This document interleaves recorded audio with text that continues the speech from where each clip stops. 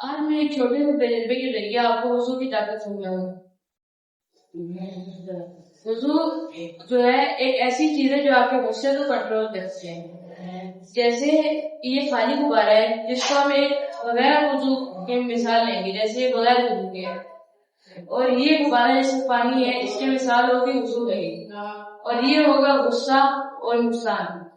جب ہم یہ بغیر وضو کا جو غبارہ ہے، جو انسان ہے جس کا وضو نہیں ہے، اس کو ہم غصے کی آگ کے اوپر رکھیں گے تو وہ ایسے اسے غصہ آ جائے گا۔ اور جب ہم پانی والا غبارہ جو ہے اسے جب اس کے اوپر رکھیں گے تو وہ میں آپ کو دکھاتا ہوں کہ وہ جلے گا نہیں۔ پانی والے غبارے سے مراد ہے کہ اس غبارے نے وضو کیا ہوا ہے، یعنی کہ اس شخص نے وضو کیا ہوا ہے۔ تو جب ہم اس غبارے کو جو ہے اس کے اوپر رکھیں گے تو یہ غبارہ پھٹے گا نہیں، جیسا کہ آپ اپنی آنکھوں سے دیکھ رہے ہیں۔ اس کے بعد یہ غبارہ نہیں پھٹا۔